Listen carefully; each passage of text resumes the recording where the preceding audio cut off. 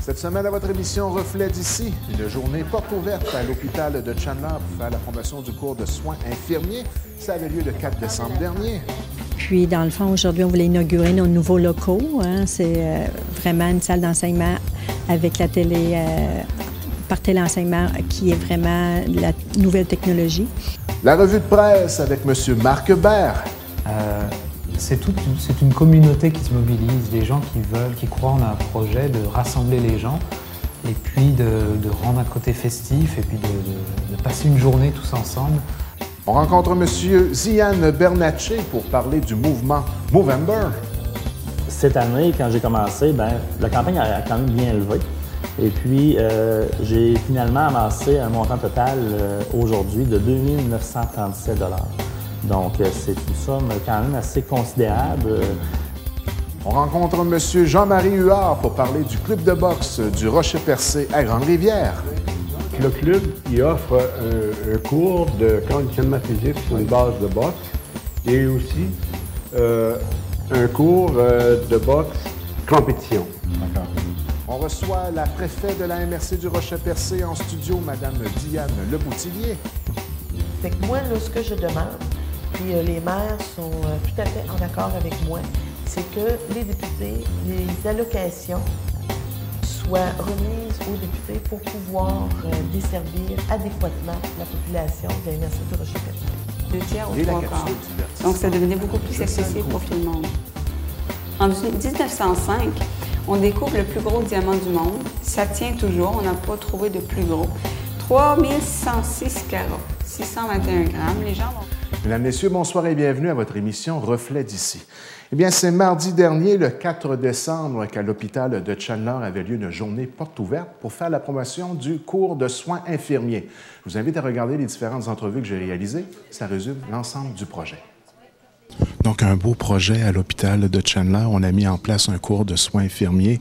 Il y a plusieurs étudiants qui se sont inscrits à ce cours. On parle d'une moyenne d'âge de 17 à 40 ans. Parlez-nous un peu de l'annonce d'aujourd'hui et surtout de la visite d'aujourd'hui. Bien, la visite d'aujourd'hui, on voulait vraiment faire connaître aux étudiants, à nos prochains étudiants. Les polyvalentes sont venues ce matin, secondaires 4 et 5 de la polyvalente de Grande-Rivière et de Chandler, surtout les étudiants qui étaient intéressés à l'étudier en soins infirmiers. On a accueilli une trentaine où ils ont assisté en direct au cours par téléenseignement. Et il y a eu une visite de l'hôpital, CLSC et à la Villa Pabot pour voir les milieux de vie, pour voir tous les endroits où ils pourront travailler un jour. Puis, dans le fond, aujourd'hui, on voulait inaugurer nos nouveaux locaux. C'est vraiment une salle d'enseignement avec la télé, par téléenseignement, qui est vraiment la nouvelle technologie, et un laboratoire où les étudiantes vont pouvoir mettre en pratique tout ce qu'ils apprennent et qui sera un jour les techniques qu'ils vont avoir à exécuter sur les gens malades. On parle vraiment d'un endroit particulier, même, disons, un endroit parfait pour suivre un cours de soins, ne serait-ce qu'au niveau de l'aménagement des locaux, laboratoire, à la fine pointe de la technologie. Oui, puis je vous dirais, on a reproduit la même chose qu'on retrouve sur nos étages, les mêmes appareils à tension qui sont électroniques, les chariots à médicaments, tout ce qu'on retrouve sur ces étages, on le reproduit ici pour vraiment que ce soit la réalité, et on a des mannequins qui sont performants, qu'on peut écouter les poumons, écouter le cœur, des sites pour faire des pansements, placer des sondes avant d'aller vraiment sur les humains. Et tout ça ayant comme objectif derrière la tête de pouvoir rendre l'hôpital de Chandler un peu autonome au niveau des besoins en ce qui concerne les infirmières. Oui, je vous dirais que sur l'année prochaine, on devrait en accueillir un autre 18 et dans 3 ans, un autre 18. Fait que le but, c'est vraiment en même temps de retenir nos jeunes dans la région, de garder notre population au niveau de la formation, au niveau du travail, au niveau de l'emploi. Puis je vous dirais qu'on espère que tous les gens vont pouvoir graduer, mais il y a de la place pour tout le monde, là, facilement, les 18 de chaque année. On va être autosuffisant. Et puis au niveau des 18 étudiants qui sont ici en ce moment, il y a des infirmières auxiliaires et des étudiants qui sont à leur début en ce qui concerne l'enseignement. Il y a comme 2 groupes, c'est ça? Oui, c'est ça. Il y a un groupe d'intégrer, au lieu de faire des groupes de recyclage seulement d'infirmières auxiliaires, c'est vraiment bien programmé avec le Cégep de Gaspé. On a de la place pour 6 infirmières auxiliaires qui se recyclent, mais nos auxiliaires infirmières de notre centre de santé, et ont 12 de la population, mais cette année, c'est 7 et 11, mais l'année prochaine, ça va être 6 et 12. Puis, dans le fond, c'est en vue de préparer notre relève, puis ça permet aux infirmières auxiliaires de terminer leur cours infirmière, mais en même temps en travaillant, puis il y a de l'aide financière. Donc, c'est vraiment un cours de soins infirmiers parrainé par le Cégep de Gaspé. Et pour ce qui est des étudiants réguliers, une collaboration avec l'École des pêches, l'EPAC, pour ce qui est des cours, disons, de français, philo, les cours de base. Oui, c'est ça. Ils peuvent faire toute leur formation collégiale à Grande-Rivière et à l'hôpital. Je vous dirais que c'est un projet qui est parti de l'agence avec le Collège de la Gaspésie et les centres de santé de notre région. Donc, objectif final, ceux qui vont terminer leurs études ici vont vraiment avoir un DEC en soins infirmiers. Un DEC en soins infirmiers, puis on espère bien les engager. Merci beaucoup. Merci. Donc, parlez-nous un peu de votre expérience ici en tant qu'étudiante pour un DEC en soins infirmiers à l'hôpital de Chandler. Comment vous trouvez l'expérience?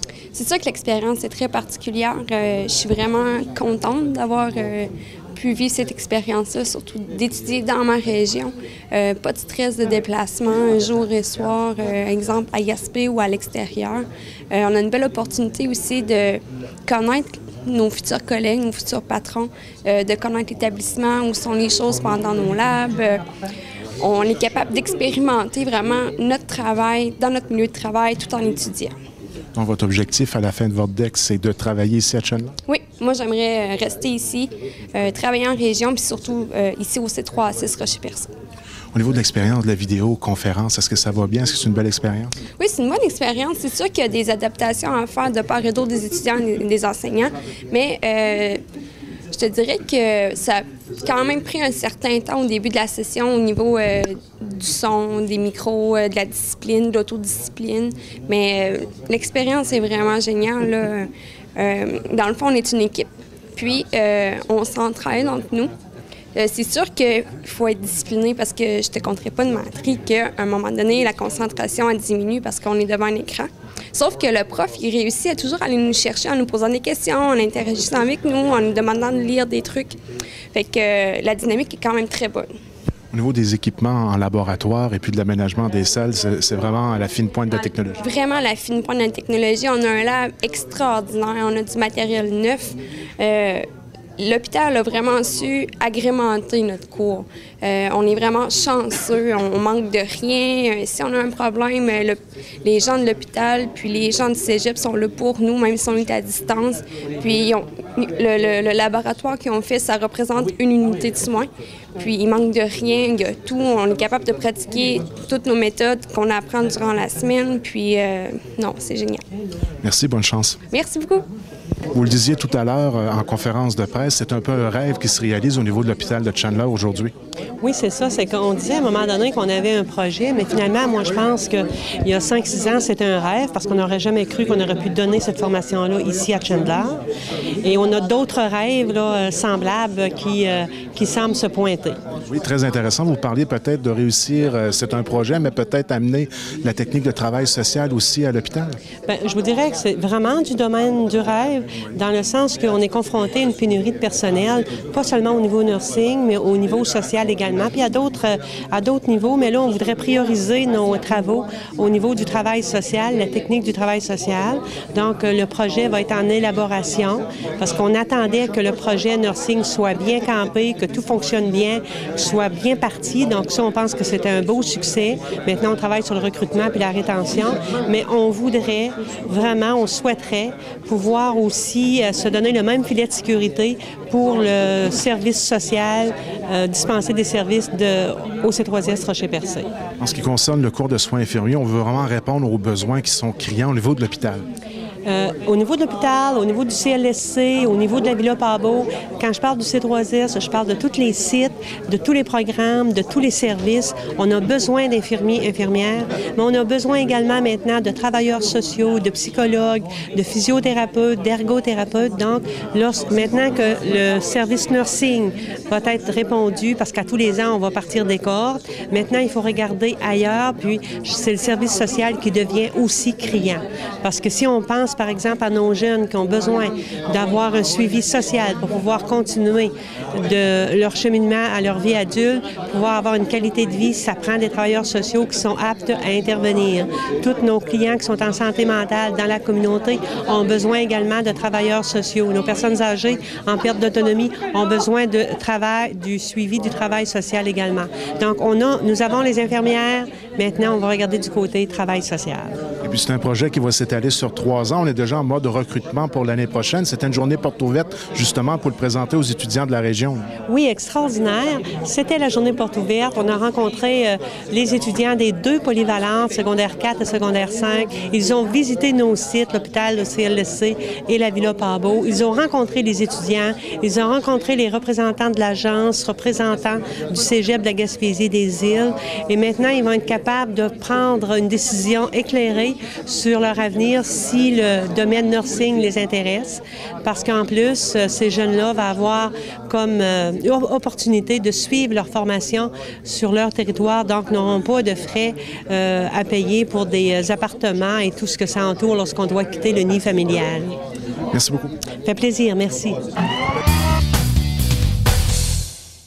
Bien, mesdames, messieurs, nous en sommes maintenant à la revue de presse avec M. Marc Hébert. Bonsoir, Marc. Bonsoir, Mirko. Ça va bien? Oui, ça va bien, merci, et toi? Cette période du temps des fêtes, là, tranquillement, pas vite. Penses-tu arriver à Noël en même temps que tout le monde? J'espère que oui. Oui. Donc, cette semaine, à notre revue de presse, la dernière de la saison 2012, on va parler consommation. Je crois que c'est vraiment d'actualité d'en discuter. Je ne pouvais pas la rater, celle-là, parce que, mais en même temps, c'est comme tu dis, c'est la dernière, et puis le temps des fêtes s'en vient. Donc, alors, on ne va pas prêcher la morale, c'est pas ça le but, mais quand même donner quelques petits trucs pour essayer d'être un consommateur averti. Voilà, c'est ça l'idée. Donc, consommer, mais pas n'importe comment, et essayer d'être plus, disons, écologique dans notre consommation. Oui, alors c'est sûr, l'écologie est une grande part aujourd'hui dans nos achats, mais il y a un aspect, malheureusement ça a été tourné aussi même pour aller chercher les consommateurs, qu'on parlait tout à l'heure du biologique, de l'équitable, ce sont des formes de marketing pour aller chercher les consommateurs. Mais au-delà de l'écologie, on va y trouver tous les aspects sociaux, humains, recyclage aussi, donc forcément ça rentre dans le cadre de l'écologie. Mais qui serait intéressant de se renseigner dans le cadre d'un consommateur. Ça va être un peu aussi une prise de conscience aujourd'hui dans notre revue de presse, à savoir que souvent, ceux qui ont des choses à nous vendre nous ont bien étudiés et savent très bien ce qu'ils font, et d'être un peu plus conscient de ce mode de fonctionnement-là. Oui, effectivement, parce que les distributeurs... Alors, je te citais comme exemple, j'avais assisté une fois à une conférence du PDG de chez Rona, qui avait donc cette grosse quincaillerie, pour ne pas citer de nom, pardon, avait fait donc une conférence pour nous dire, nous, en tant que distributeurs, on fait bien notre travail, on embauche des psychologues, on embauche des gens qualifiés au niveau marketing pour vous étudier et puis savoir exactement comment vous réagissez aux couleurs, aux sons, aux formes, et pour pouvoir vous diffuser les bonnes publicités. Notre stagiaire va répondre. Ouais. Donc pour pouvoir faire vraiment que ce soit pertinent pour aller chercher le consommateur. Et il disait, c'est à vous aussi de faire votre travail, c'est-à-dire de faire de faire un peu l'enquêteur, c'est-à-dire de ne pas vous laisser passivement comme ça absorber par ce qu'on vous apporte comme argument. C'est de faire un travail d'enquêteur. C'est d'aller chercher vraiment, oui, j'aimerais peut-être, c'est au-delà de la question, est-ce que j'en ai besoin ou pas besoin de ce produit? Si je veux l'acquérir, c'est d'où il vient, comment il a été fait, c'est quoi sa structure sociale? Alors aujourd'hui, on parle beaucoup du Made in China. C'est une réalité. Les Chinois sont une grosse partie, une sorte de forme d'exploitation pour l'Occident. Justement, le sapin que je viens d'acheter chez Walmart, pour ne pas le nommer, je me suis fait passer un sapin. Ah oui? Puis qui venait de Chine. Alors, tu vois, c'est le cas de le dire. Une réflexion intéressante, c'est de se dire, c'est très difficile, comme certaines personnes l'apportent, là je vous citerai des exemples dans un livre, si on devait faire une réflexion comme ça de 10 à 15 minutes par produit que l'on devait acheter, on passerait des journées entières dans les centres d'achat ou dans les supermarchés. Donc, c'est voulu que l'achat se fasse rapide. L'ambiance dans laquelle on fait nos achats, souvent, la petite toune de Noël est là pour nous mettre dans l'ambiance. C'est vraiment calculé en fonction d'eux. Même quand on étudie dans le monde de la vente, là, ça doit se conclure le plus rapidement possible et même utiliser l'émotion. Ça peut être très intéressant lorsqu'on veut conclure une vente. Si on laisse le client retourner à la maison pour y réfléchir, souvent, eh bien, ça risque de faire échouer le projet. Effectivement, et c'est là on a beau avoir conscience de certains aspects, ce n'est que la pointe de l'iceberg. Il y a énormément on appelle ça des tonalités, c'est-à-dire c'est pas forcément. Oui, là tu parlais de la musique. À une époque, dans les fast-foods, on mettait des musiques rapides pour faire, sans le savoir, les gens accéléraient le rythme. Dans les centres d'achat, on adoucit ça pour que le consommateur passe plus de temps, effectivement. Mais tous ces aspects-là, le dessous, ce qu'on ne voit pas, en fait, ce sont tout ce qui se passe dans votre cerveau, en fait. Puis, je voulais citer un peu comme exemple, j'avais, dans ce fameux livre où on avait déjà parlé, le petit cours d'autodéfense intellectuelle, tu te souviens, dont je vais te prêter sûrement ces vacances de Noël, parce que j'ai presque fini de le lire. Ah oui. En fait, il y a eu une entrevue qui a été faite avec le PDG de la chaîne TF1, qui est la plus grosse chaîne, l'équivalent de Radio-Canada en France. Le petit cours d'autodéfense intellectuelle, c'est Normand Baillargeon, un Québécois, qui a fait ça. Il dit il y a beaucoup de façons de parler de la télévision, mais dans une perspective business, il essaie de démontrer ça aux gens. À la base, le métier donc, de cette chaîne de télévision-là, c'est d'aider nos clients, donc ceux qui vont faire de la publicité via le canal, par exemple, à vendre son produit. C'est purement ça. Donc, c'est-à-dire il dit, or, pour qu'un message publicitaire soit perçu, il faut que le cerveau du téléspectateur soit disponible pour pouvoir ingurgiter ces fameux 30 secondes enchaînées, parce que souvent il y en a plusieurs. Et nos émissions ont pour vocation de le rendre disponible, c'est-à-dire de le divertir, de le détendre pour le préparer au message publicitaire. Donc de toute façon, c'est l'équivalent. Il dit ce que nous vendons à nos clients, c'est du temps de cerveau humain disponible. C'est purement ça. Les chaînes de télévision ne font pas en sorte qu'on comprenne ce qui se passe non plus et ils ne font pas la promotion de ce qu'on est en train de dire en ce moment. Là. Non, c'est sûr qu'ils ne vont pas voilà. Oui. Ils vont pas se... Tout ça se fait de façon subtile et par des spécialistes. Et ce que je m'aperçois, c'est que veut pas... corrige-moi si je me trompe, mais je trouve que maintenant, on est quand même des consommateurs un peu plus avertis que ce que c'était auparavant. Oui. Et la technique se raffine. Oui, c'est ça. Et devient de plus en plus subtil. C'est subtil. C'est-à-dire que les gens ne travaillent pas forcément sur le concept même de la publicité qu'on va diffuser, mais ce qu'on y met autour, avant et après, pour préparer le cerveau à recevoir le message. Créer l'atmosphère idéale. Voilà, donc des émissions souvent pas très intelligentes, qui ne vont pas amener des grandes réflexions et ne vont pas aider le téléspectateur à quitter son siège pendant la pause de 30 secondes. Et même souvent, c'est défendu de par les deux réseaux principaux. Souvent, Radio-Canada va essayer de vendre l'idée ou qu'elle va faire des émissions un peu plus d'information publique, des émissions sur la culture. Et puis, étant donné qu'elle est subventionnée de par nos taxes et nos impôts, elle aurait une vocation, disons, un peu plus éducative qu'une chaîne comme, pas TQS, mais Canal V ou carrément TVA, malgré que Radio-Can fait quand même de la publicité. Oui, il y en a beaucoup, même durant mes émissions plus intellectuelles, on va dire, où il y a plus de réflexion au niveau de l'actualité. On est quand même bombardé quand vous suivez une séquence comme ça de plusieurs spots publicitaires. Donc c'est quand même leur but aussi à eux, c'est de nous faire passer le message et c'est de pouvoir convaincre leurs clients que le message va bien passer. Donc l'idée c'est de ne pas être passif, dans le fond c'est ça qu'il faut en tirer comme conclusion. C'est vrai qu'on parle de la télévision parce que c'est un outil que les gens nous écoutent. C'est quand même un outil qui est très écouté, mais avec tous les médias maintenant qu'on écoute, que ce soit via des tablettes, le cellulaire, ou bien les téléphones intelligents, ou le journal lui-même, il suffit de voir un peu notre journal local. Je veux dire, il y a plus d'encarts publicitaires que d'articles à réflexion ou d'actualité. Et il ne faut pas être dupe de ça non plus, surtout en être conscient de ce mode de fonctionnement-là, parce que souvent, ce qu'on cherche à faire, c'est que tout ça passe incognito et puis qu'on consomme sans s'apercevoir qu'on est influencé. Et surtout être conscient que malgré le fait, parce que moi, des fois, je suis assis à la maison puis je regarde la publicité puis je me dis, ça n'a aucune influence sur moi, ça. Mais quand j'en fais une analyse un peu plus poussée, je m'aperçois que je suis un consommateur et souvent, certaines marques, parce que ce n'est pas tous les produits qui vont nous rejoindre, mais je défie n'importe qui à la maison de pouvoir se vanter qu'il n'y a aucune publicité qui le touche ou qui a fait en sorte qu'il n'aurait simplement que jeté un simple coup d'œil sur un produit, ne serait-ce qu'influencé par une publicité qui a passé à la télévision. Hein. Ah oui, puis quand tu sais qu'en moyenne, avant l'âge de 18 ans, un enfant souvent a vu au moins minimum 350 000 spots publicitaires, ce qui fait que même si c'est regardé d'un coin d'œil, des fois c'est avec peu d'attention, des fois avec beaucoup d'attention. Au Québec, on a arrêté ça. Hein. Il y a eu une loi là-dessus là, pour empêcher la publicité ciblée pour les jeunes, je crois que c'est moins de 12 ans. Parce que moi, là, quand j'étais tout jeune, là, c'était quelque chose qui était présent.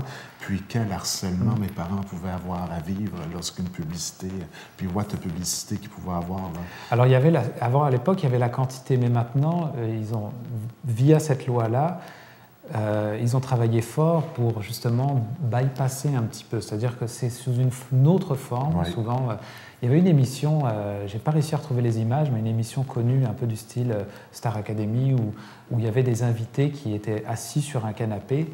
Et puis, sans prêter attention, on voyait que la forme du canapé elle avait la forme d'une bouteille connue, d'une boisson gazeuse rouge, dont je ne citerai pas le nom. Okay. Et juste la forme connue de ce relief-là de la bouteille rentrait comme un message aussi. Et il y avait des silhouettes dessinées en blanc de cette forme de bouteille-là qui rappelaient la marque constamment.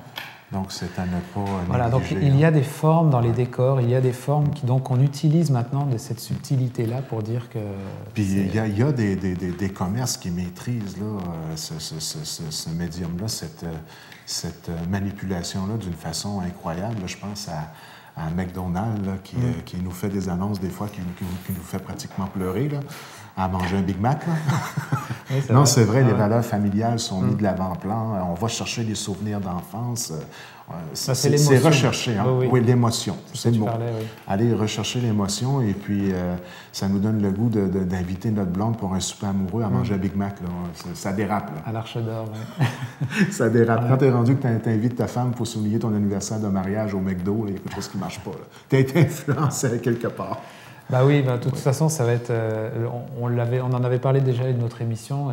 Dès que l'émotionnel est utilisé pour faire véhiculer quelque chose, quand on va puiser dans cette branche-là, forcément, il y a un impact. On utilise la peur, les émotions de femmes, comme tu parlais tout à l'heure. Et si ça existe, parce que ça fonctionne. Oui, c'est ça. Soyons pas dupes non plus. L'idée, c'était vraiment de soulever ce point-là. L'idée, c'est d'essayer d'être le moins passif possible. Oui. Et puis, comme je disais tout à l'heure, au-delà de savoir si on en a besoin ou pas, parce que ça serait un autre débat, c'est vraiment de l'aspect de... Juste d'être conscient de toute cette... il y a une liste quand même, une petite liste à faire de savoir... effectivement d'où ça vient, mais comment ça a été fait, par quel procédé, les produits qu'on a utilisés, quand ça ne va plus marcher, qu'est-ce que j'en fais moi, est-ce que ça va être quelque chose que je vais facilement, je vais donner une deuxième vie, oui, non, et qu'est-ce que, si moi je m'en débarrasse, qui va en faire quoi et où ça va atterrir? Parce qu'il y a des images assez impressionnantes qu'on peut voir sur Internet de l'Afrique qui est un peu la décharge de tous nos téléphones, nos écrans d'ordinateurs, nos ordinateurs même s'en vont tous là-bas, sont dans des décharges et des cumulés comme ça, puis il y a des gens qui vont essayer de ramasser, de récupérer le métal pour essayer de le récupérer à d'autres utilisations. Mais bon, ça s'en va, c'est loin de nos yeux, donc on n'y prête pas attention. Et comme loin tu dis, des yeux, loin du cœur. Hein. Oui, puis les médias ne le mettent pas forcément en avant. Non. Donc forcément, il y a tout un circuit qui est intéressant à étudier. Si vous le faites une fois sur un produit, vous vous rendez compte qu'après, ça s'applique pour la majorité des produits. Il y a la partie plus agroalimentaire de ce qu'on consomme et il y a la partie plus extra-matérielle qui est surtout la plus importante. Est-ce que tu penses, Marc, qu'à quelque part, on a un pouvoir sur la façon de consommer des gens ou on est complètement transporté par le tsunami de la consommation d'aujourd'hui? Ben, il y en a un qui disait que consommer, c'est voter. À chaque fois que vous consommez, vous votez. C'est-à-dire que vous décidez de l'avenir de quelque chose. Et effectivement, quand vous vous rendez compte qu'on doit manger 3 fois par jour, on doit se vêtir, donc déjà vous avez un minimum de consommation, puis vous devez avoir un abri, donc forcément, au-delà de là, avec tous ces éléments-là, vous avez un minimum à consommer. Ou alors, c'est-à-dire que vous allez devoir réfléchir un peu sur ces aspects-là. Donc ceux qui vont aller acheter, et s'ils font un minimum cette réflexion, ils sont en train de voter. Ils disent, si je prends tel produit plutôt que tel produit, si je décide moi de me faire mes patates plutôt que d'aller les acheter, il y a tous des aspects comme ça où vous décidez de... Vous êtes en train de voter et forcément, si tout le monde faisait ça, c'est une masse énorme. Ça peut faire bouger les choses. En fait. Le terme « si » prend beaucoup de place dans ce qu'on dit là aujourd'hui. Parce que souvent, à la vitesse où va la vie et au rythme de vie qu'on a, on y va souvent vers la consommation facile et puis à moindre prix, de façon à avoir l'effet immédiat de ce qu'on achète, plutôt que de penser sur le long terme. C'est comme un effet d'une drogue un peu. Là. Quand on en a envie, on va se le procurer, ça nous rassasie. Pour un court laps de temps, on est dans un... Et après, il y a la réflexion qui embarque. Ah, j'ai-tu bien fait? Est-ce que j'ai fait le bon choix? Puis après, il y a d'autres divertissements qui arrivent, donc on n'a plus le temps vraiment de réfléchir à ça. La moyenne québécoise, là, pour l'achat du temps des fêtes, c'est 500-600 $ par personne adulte au Québec. C'est quand même une somme quand même assez importante, d'où l'importance de faire attention à la façon avec laquelle on consomme. Et même lorsqu'on prend le temps de lire les étiquettes souvent sont trompeurs maintenant. Comme que tu le disais, ça prendrait facilement une journée à faire l'épicerie au lieu de 60 minutes si on se mettait vraiment à lire tous les étiquettes et à vérifier si c'est la vérité qui est dit sur les étiquettes en tant que telle, parce que c'est tout un monde à analyser. Mais ça m'arrive maintenant, ce que je ne voyais pas il y a 10 ans passés, de croiser des gens dans les rangées d'épicerie et de les voir en train de lire pendant 20 minutes un pot de café. C'est spécial. Prenons le café. On dit acheter du café équitable. C'est tout en aventure. Hein, il y a quoi? Il y a 500 produits pour un produit équitable. Puis on parle là, de 75 % moins cher que le café qui serait équitable. Des fois, c'est tentant. Là, oui, puis ça démontre vraiment sous quel angle, là on parle de tout ce qui est alimentation, mais sous quel angle c'est tourné. Ça touche tout, les voitures. Il n'y a rien qu'on consomme où on n'a pas le choix maintenant. Là, on peut pas se... non, il y avait une grande chaîne que tu citais tout à l'heure qui, eux... Walmart. Qui, eux... C'est parce qu'on a 15 $ chaque fois qu'on le dit. Fait que ça vaut la peine de le dire, Walmart. Qui, eux, ils mettaient dans leur rayon fait au Québec.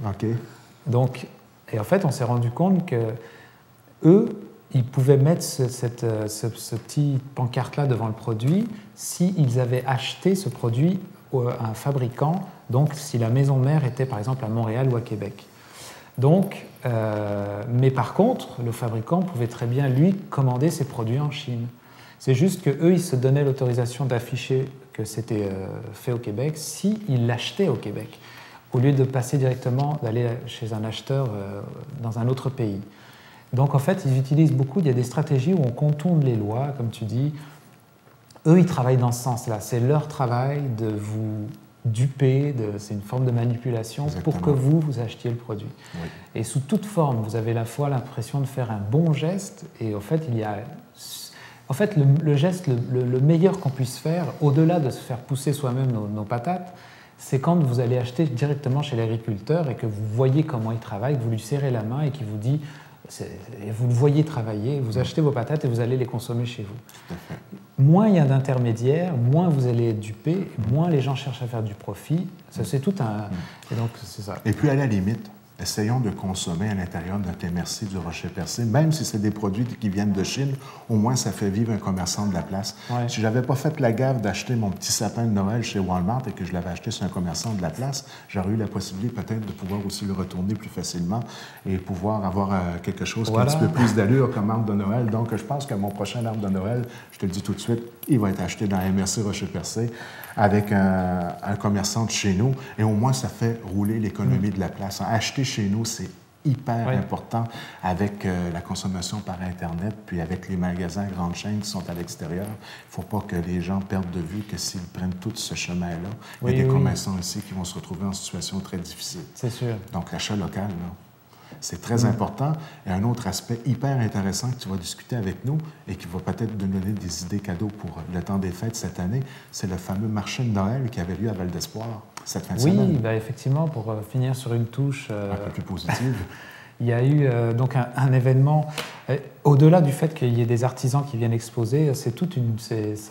vous allez voir dans le reportage que j'ai fait cette fin de semaine, c'est une communauté qui se mobilise, des gens qui croient en un projet de rassembler les gens et puis de rendre un côté festif et puis de passer une journée tous ensemble, d'échanger, discuter. Et là, les profits de ce marché de Noël vont pour le futur café du village qui souhaite ouvrir à Val d'Espoir, avec la possibilité d'avoir un futur dépanneur ici. Donc, ce qui fait que c'est une mobilisation d'un village pour se rassembler. Dynamiser. Oui. Donc, vous allez le voir un peu, là, j'étais là-bas depuis tôt le matin, à 8 h, pour voir les préparatifs, puis toute l'ambiance qu'il y avait là-bas. Et il y a eu effectivement... C'est à l'européenne, hein, il n'y en a pas beaucoup comme ça, c'est pas à l'intérieur, c'est tout fait à l'extérieur. Bon. Donc avec des beaux kiosques qui ont été faits en bois par des bénévoles. Donc toute une implication comme ça communautaire qui donne à cette activité un sens au-delà du fait d'aller consommer pour les... Et bien que, comme tu le citais tout à l'heure, ce sont des artisans qui viennent, qui ont fait souvent pour le plaisir, un hobby ou un passe-temps, des jouets en bois, des poupées en textile, tout ça, des produits faits par les biojardins, des produits locaux, comme tu dis. Donc ça donne tout un aspect autre, différent à la consommation. Je ne sais pas si tu te souviens, quand on était jeune, en tout cas dans mon coin de pays, dans les montagnes, on allait chez les agriculteurs pour acheter nos produits, puis on avait encore le droit d'acheter du lait de vache chez le voisin. Après, les lois ont fait changer les choses comme ça, mais il y avait très peu d'intermédiaires comme ça. Puis là, c'est le fun d'aller voir tous ces artisans qui sont là, c'est eux-mêmes qui ont fait les produits, donc qui ont travaillé sur, et puis on peut beaucoup les questionner sur leurs méthodes, les procédés, puis ils aiment ça, parce qu'ils sont fiers de pouvoir... ça donne tout un esprit, puis voilà, c'est ça qu'on va voir tout à l'heure dans le reportage. On regarde ça ensemble tout de suite? Ben oui, mais moi je vous dis à l'année prochaine. Donc on ne revient pas après le reportage? Ah, ben on peut revenir si tu veux. Oui, on regarde ça et on revient pour la conclusion. Oui, d'accord. Parfait.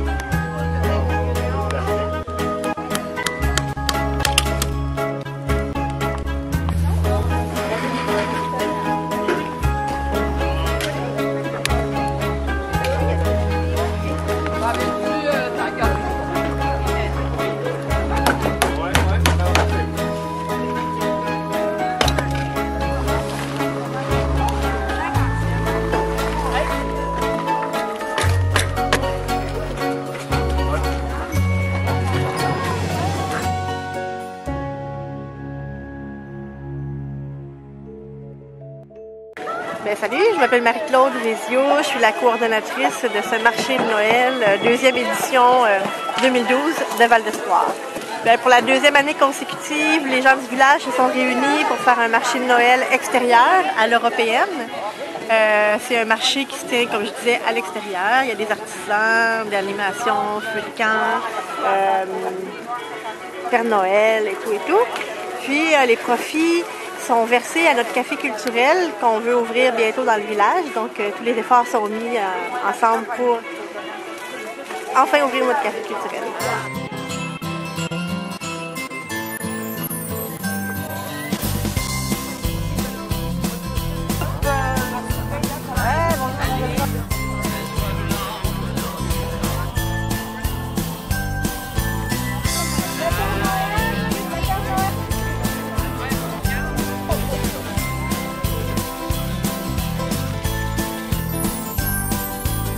On offre du vin chaud, épicé, avec de belles épices et des fruits, et une super de bonne soupe faite avec des légumes du jardin.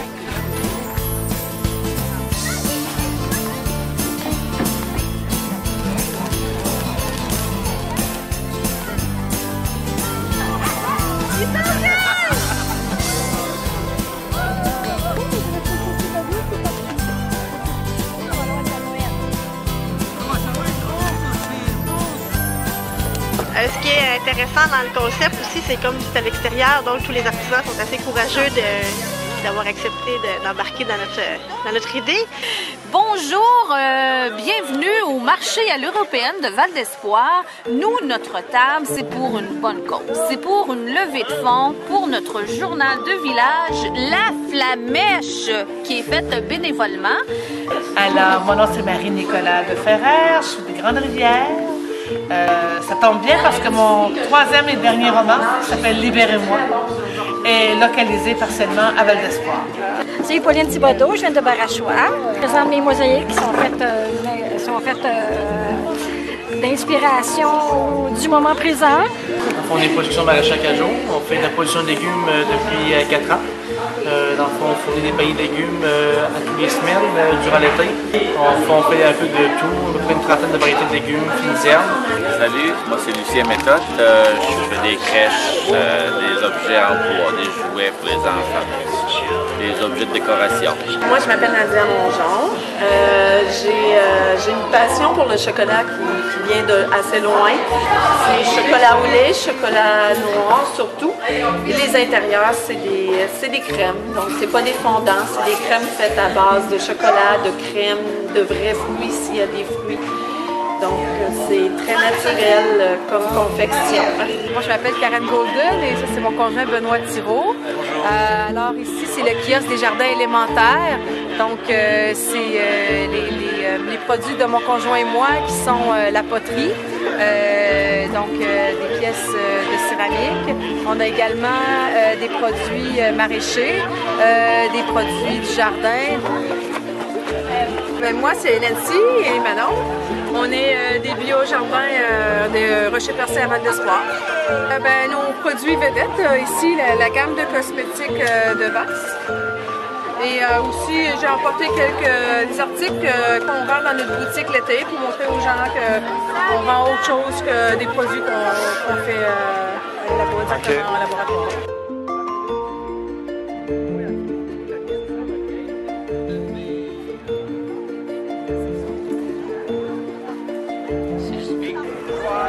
Joyeux Noël, au milieu aussi,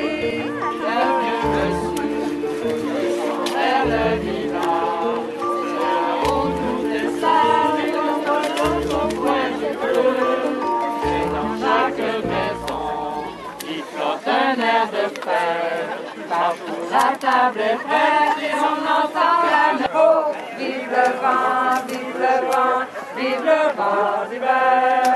Qui apporte aux vieux enfants leur souvenir d'hier.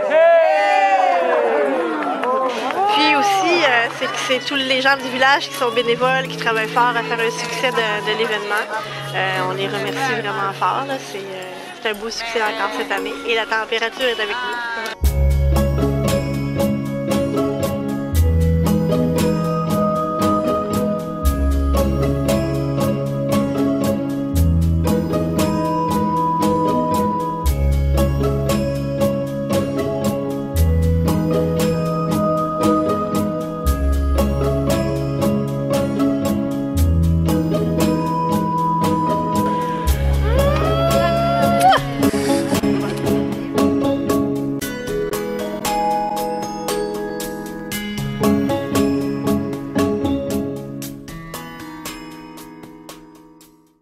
Eh bien, comme on peut le voir, c'était très intéressant, Marc.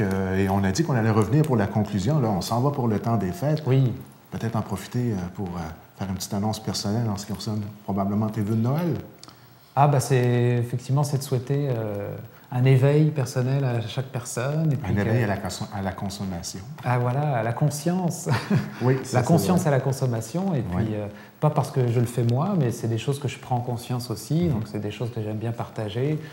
C'est comme je vous disais tout à l'heure, c'est des sujets qui demanderaient des débats beaucoup plus longs. Puis c'est pour ça qu'on va faire cette nouvelle émission de l'autre côté du miroir à la rentrée. C'est pour aussi pouvoir passer avec plus de temps, grâce à des documentaires qui ont été très bien faits, ce genre de vision un peu différente qui est véhiculée via d'autres médias aussi, qui encouragent malheureusement cette forme de consommation-là. Donc, ça va conclure pour notre dernière revue de presse pour 2012 et une pause du temps des fêtes, je crois, bien méritée pour l'équipe de TVCGR. Oui. Et comme le disait M. Marc, au retour en 2013, une nouvelle émission en antenne de TVCGR, en plus de notre revue de presse qui revient.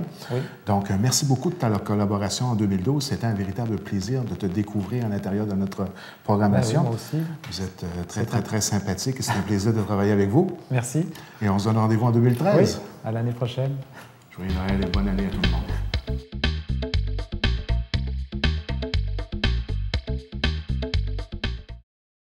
Bien, mesdames, messieurs, nous recevons maintenant en studio M. Zian Bernatchez, orthopédagogue à la polyvalente de Grande-Rivière, qui vient nous parler ici en studio aujourd'hui d'un mouvement qui a pris beaucoup d'ampleur dans les dernières années, tant au niveau mondial qu'au niveau de la province de Québec en tant que telle, et même au niveau de la MRC du Rocher-Percé, la campagne November. Alors, bonsoir, M. Zian. Bonsoir. Ça va bien? Oui, très bien, merci. Peut-être pour les gens à la maison qui ne connaissent pas encore l'organisme en tant que tel, le mouvement plutôt, un petit historique d'où ça vient, ça, la campagne November, et ça cible quel genre de clientèle? Bien, dans le fond, la campagne, c'est Movember. Donc, Movember, oui. Oh, excuse-moi. Il n'y a pas de problème. Je l'ai rebaptisé ce matin, excuse-moi. Donc, on change le N pour le M pour justement l'amour qui est le mouvement et l'amour qui est la moustache durant la campagne. Ah bon, mais je ne le savais pas. Donc c'est un mouvement qui a débuté en 2003. Ouais. C'est des gens à Melbourne, en Australie, qui ont comme décidé à un moment donné de s'associer pour une cause. Puis, ils ont choisi le cancer de la prostate. Donc, à la base, en 2003, il y avait 30 personnes qui participaient à ce mouvement-là. Donc, le mouvement a pris de l'ampleur. Donc, il y a eu une première collecte à ce moment-là qui s'est faite au niveau de leur région, de leur ville. Et le mouvement prend de l'ampleur au niveau mondial. En 2007, le Canada s'est joint à ce mouvement-là. Et puis, en 2011, donc l'an passé, Movember Canada était reconnu comme organisme de bienfaisance, donc par rapport pour donner des reçus au niveau des impôts. Donc, au Canada, c'est depuis 2007, mais depuis l'an passé que c'est vraiment un mouvement qui est un peu plus reconnu au niveau canadien. Et puis, on parle de sommes importantes, 39 millions au Canada cette année, ce n'est pas à négliger. Hein? Effectivement. Le Canada est le pays qui participe le plus au niveau des participants. Il y a 245 000 participants. C'est le deuxième pays, en fait, de membres participants. Et il y a un peu plus de 39 millions qui ont été amassés pour la campagne 2012 de Movember. Ces sommes-là seront, je pourrais parler pour l'an passé parce qu'on n'a pas les chiffres de cette année, mais l'an passé, 90% des sommes recueillies sont allées directement au niveau de la recherche des plans d'action pour le cancer de la prostate, la sensibilisation et l'éducation. Cette année, Movember a décidé de rajouter un volet santé mentale au niveau masculine, au niveau de son volet, parce que, faut bien le dire, oui, parce que Movember, il y a les hommes, on les appelle les mots-brosses, et il y a les mots sisters qui a les femmes, mais à la base, c'est un mouvement qui est typiquement masculin, là, qui était parti par des hommes pour des hommes, et puis les mots sisters, ce sont les femmes qui encouragent les hommes au port de la moustache, et je peux vous dire que ma copine aurait été une bonne moustache durant le mois de novembre. Et puis justement, qu'est-ce qui t'a amené, toi, personnellement, à t'associer à cette cause-là? Bien, moi, en 2010, mon père a eu un diagnostic du cancer de la prostate. Donc, il a dû subir l'ablation de la prostate. Je suis, comme c'est mon père, donc je suis directement touché par ça et je suis probablement là, un candidat sérieux à ce cancer-là, même si on n'est pas certain. L'an passé aussi, un collègue de travail, M. François Lucas, qui a été diagnostiqué du cancer de la prostate, qui a lui aussi dû subir l'ablation de la prostate. Donc, des gens autour de moi qui ont été touchés par ça, Puis aussi, je trouve que c'est un beau moment où on a une solidarité masculine qui n'est pas nécessairement toujours là. Tout à fait, oui. Souvent, les hommes, on est portés à faire nos petites choses, chacun de notre côté. Puis, à un moment donné, on s'associe. Mais là, durant ce mois-là, qu'on recueille des dons, qu'on n'en recueille pas, beaucoup d'hommes font pousser la moustache pour être solidaires à ce mouvement-là. Fait que je trouve que c'est un beau mouvement de solidarité masculine durant un mois. Puis je trouve que c'est intéressant d'y participer. Effectivement, lorsqu'on parle de solidarité, on en a eu vraiment un bel exemple cette année. Et même au niveau de la polyvalente, vous avez des étudiants qui se sont associés à vous avec grand plaisir et peut-être même avec étonnement en plus grand nombre que ce que vous auriez peut-être envisagé. Hein? Ben oui, c'est ça. Dans le fond, quand le mouvement a commencé, moi, au début du mois de novembre, je suis deux groupes de secondaire 1.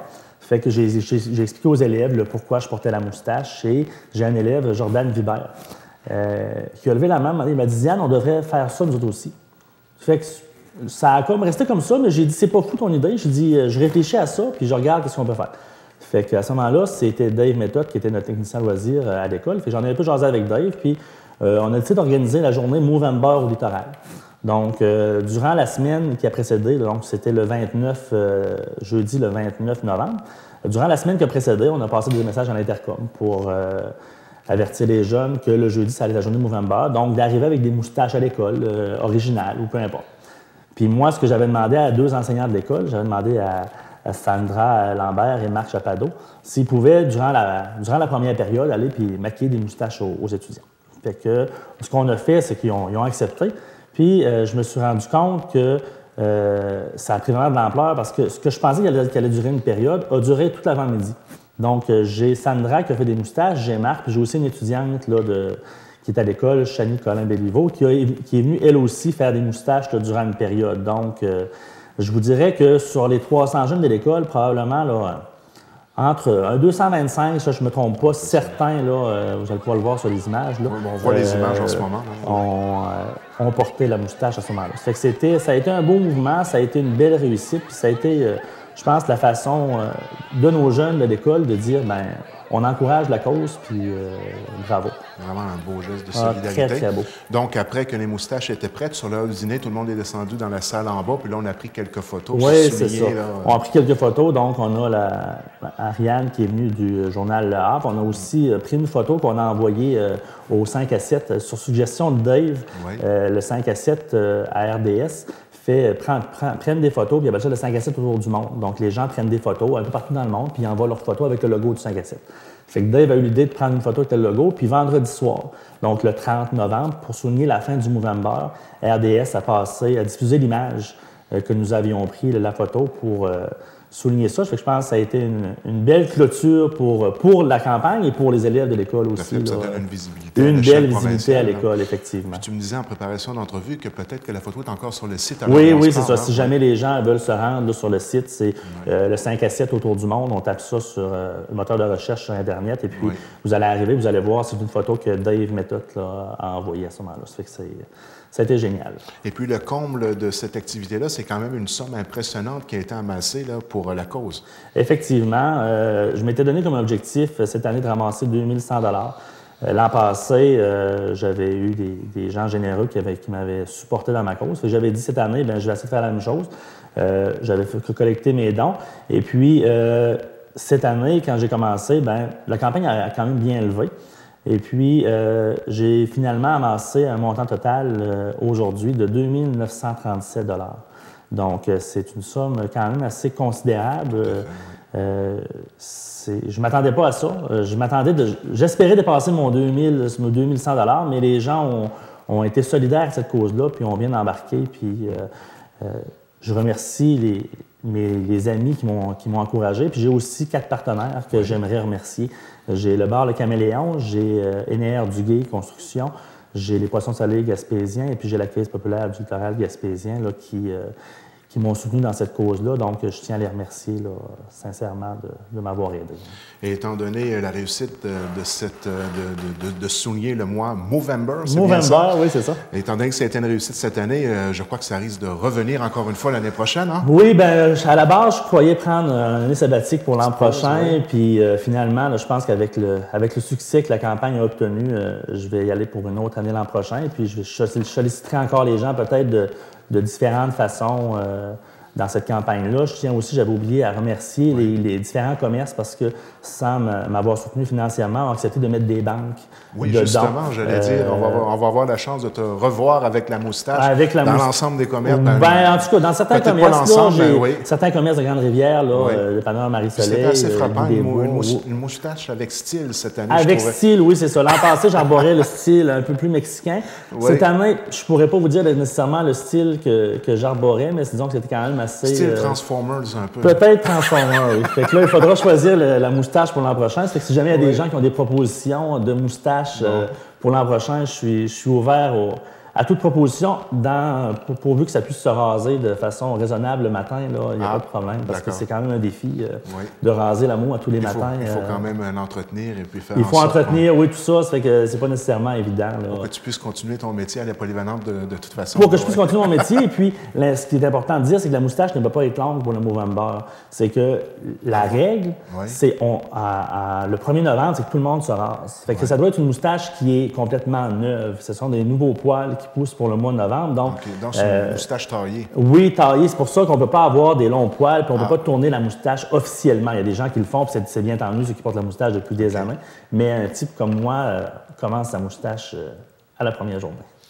Eh bien, on va conclure l'entrevue là-dessus, M. Ziane. Et encore une fois, félicitations pour votre initiative, pour cette cause Movember, cette fois-ci. Et j'en ai appris beaucoup durant cette entrevue-là. C'est un plaisir de vous recevoir à l'émission. Et je vous dirai là-dessus, rendez-vous l'année prochaine. Merci beaucoup. Merci tout le monde. À l'an prochain. Bien, mesdames, messieurs, nous recevons maintenant en studio M. Jean-Marie Huard, entraîneur du club de boxe Le Rocher-Percé à Grande-Rivière, pour discuter naturellement du club de boxe. Alors, bonsoir, M. Jean-Marie. Bonsoir, Nico. Ça va bien? Ça va bien. Alors, M. Jean-Marie, c'est un retour pour vous, hein? C'est un retour. Disons que j'ai eu un cancer en 2010, février 2010, puis j'ai dû arrêter l'entraînement pour me rendre à Montréal pour me faire soigner. Et puis là, je suis de retour depuis le mois d'octobre. Là, pour les gens à la maison, là, votre santé, tout est sous contrôle pour l'instant? Tout est sous contrôle, tout va bien. Oui, ça va très bien. Bon, c'est une excellente nouvelle pour ceux qui pratiquent le sport de la boxe et surtout de pouvoir retrouver quelqu'un d'expérience comme vous pour leur enseigner. Je crois qu'il y a des choses de prévues pour la rentrée en janvier. Actuellement, le club de boxe, il est en opération avec M. Ghislain Angléard, je crois. C'est ça. Ghislain a tenu le club de boxe ouvert depuis que je suis parti. Et puis, il est là toujours. Et puis, ça continue. Il y a une douzaine de jeunes d'inscrits. On parlait en préparation d'entrevue. Et puis, c'était axé beaucoup sur le conditionnement physique avec un peu de boxe, c'est bien ça? C'est ça. Disons que présentement, disons que le club, il offre un cours de conditionnement physique sur une base de boxe et aussi un cours de boxe compétition. D'accord. Fait que le cours de boxe compétition va commencer la première semaine de janvier. C'est vous qui allez le piloter? C'est moi qui vais le piloter, oui. D'accord. Donc, les inscriptions, on peut s'inscrire déjà à partir de maintenant, là? Oui. Donc, pour s'inscrire, comment est-ce qu'on procède? Bon, c'est facile. On a que se rendre au gymnase et puis on vient nous voir, soit moi ou Ghislain. Et puis, on peut s'inscrire directement là. Et puis, le cours d'entraînement de boxe se fait là présentement aussi. Là. D'accord. Donc, il va y avoir deux options pour les gens qui veulent s'inscrire à la boxe. On peut s'inscrire à la boxe pour avoir un entraînement physique connexe à la pratique de la boxe en tant que telle. Exact. Et pour les jeunes qui veulent vraiment aller vers la compétition, vous allez être disponible en collaboration avec M. Ghislain pour offrir cette option-là pour les gens qui veulent aller un peu plus loin là, dans le domaine et parfaire leur connaissance dans la boxe. C'est bien ça? Oui. C'est que nous, disons que moi, je suis là pour ça. Oui. C'est que quand on a ouvert le club de boxe en 2006, bien, en 2007, on a eu une compétition en Grande-Rivière. En 2008, en 2009, Puis là, bien, il va falloir en faire une en 2013. Là. Donc, ça risque de revenir, la fameuse compétition habituelle qu'on avait, oui? Ah oui, je suis là pour ça, moi. Bon, mais c'est une excellente nouvelle. Pour les gens à la maison qui n'ont jamais pratiqué la boxe, ça ressemble à quoi, à peu près, un entraînement de boxe, là? C'est 3 fois par semaine. On disait les lundis, les mercredis et les vendredis. Oui. La séance d'entraînement, ça ressemble... Bon. C'est comme dans le film de Rocky ou c'est un peu plus... Non, faut pas... Pas besoin de prendre une douzaine d'œufs le matin directement. Oui. C'est un cours c'est un conditionnement physique. Disons que c'est de l'étirement, c'est du réchauffement.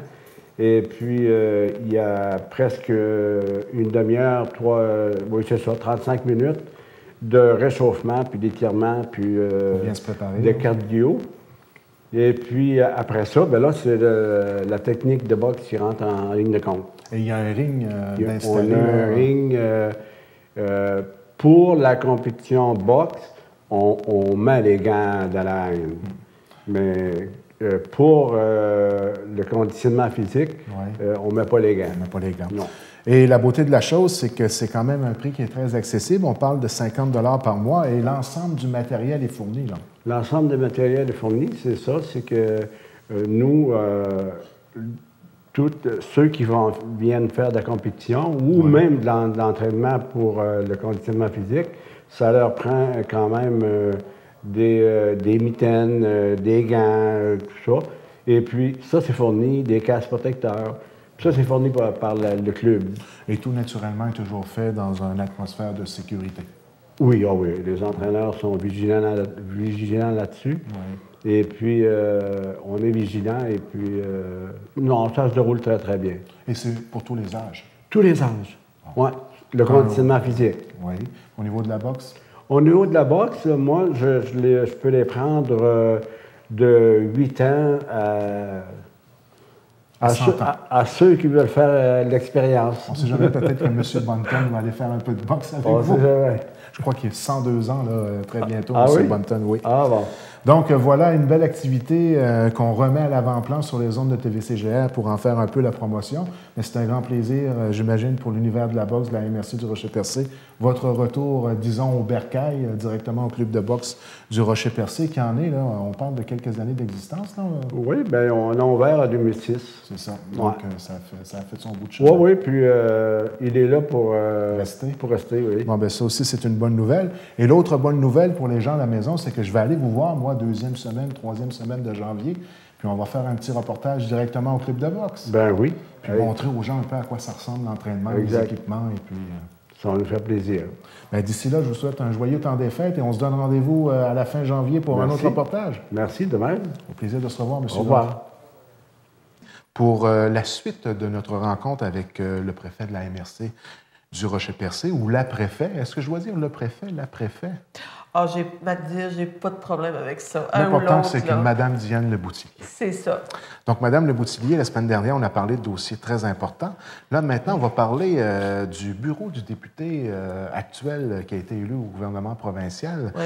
En ce qui concerne son emplacement dans la MRC, et surtout, est-ce qu'il y en a un bureau dans le comté de Gaspé pour notre député actuel qui se trouve être ministre aussi des régions? Exactement. Moi, je dirais que j'ai dénoncé la situation le 7 novembre parce que les élections avaient eu lieu en septembre, à l'effet que dans la MRC du Rocher-Percé, il n'y avait aucun bureau de députés. Puis je recevais beaucoup de téléphones, soit des organismes communautaires ou des gens qui voulaient rejoindre, puis là, ils ne savaient pas trop comment.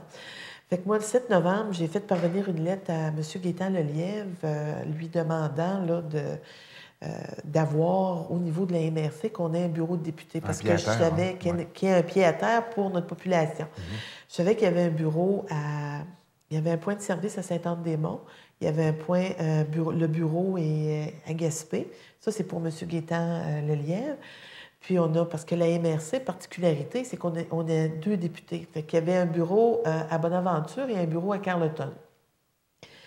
Fait que la lettre a été envoyée. Je vous dirais qu'à l'heure où on se parle actuellement, il y a un bureau qui est ouvert à Chandler. Des informations que j'ai, parce que j'ai rencontré M. Sylvain Roy vendredi dernier, le bureau serait partagé entre M. Lelièvre et M. Roy. Fait qu'il y a un attaché politique pour M. Sylvain Roy qui est là en permanence. M. Lelièvre viendrait faire des représentations au bureau de Chandler environ 2 jours par semaine. Il enverrait son attaché politique ou à la demande, selon le besoin. On devrait recevoir là, les coordonnées sous peu là, au niveau des numéros de téléphone là, pour pouvoir rejoindre le député. Ce qui va combler mes attentes par rapport à ce dossier-là, c'est que c'est important que la population soit au courant aussi, lorsqu'on a perdu un député en région, ça s'est passé le 30 novembre dernier, 2011, à l'Assemblée nationale, en perdant un député, on a perdu aussi les argents qui étaient alloués aux députés pour faire des représentations dans le milieu. Fait que ma demande a aussi été acheminée à M. Lelièvre à l'effet que notre territoire est devenu beaucoup plus vaste à couvrir pour les 2 députés, mais on n'a pas augmenté les budgets, là, parce que les budgets sont partis à Montréal. Fait que moi, là, ce que je demande, puis les maires sont tout à fait en accord avec moi, c'est que les députés, les allocations soient remises aux députés pour pouvoir desservir adéquatement la population de la MRC du Rocher-Percé. Donc, aux dernières élections du 30 octobre dernier, la conséquence que ça a eue, c'est que maintenant, ça n'a pas juste une conséquence en ce qui concerne la qualité des services et la représentativité. Exactement. Mais c'est une conséquence aussi économique que les gens ne sont pas nécessairement au courant, d'où l'information d'aujourd'hui. C'est ça, parce que le territoire s'est agrandi, mais on n'a pas augmenté le budget des députés pour le service sur le terrain à la population.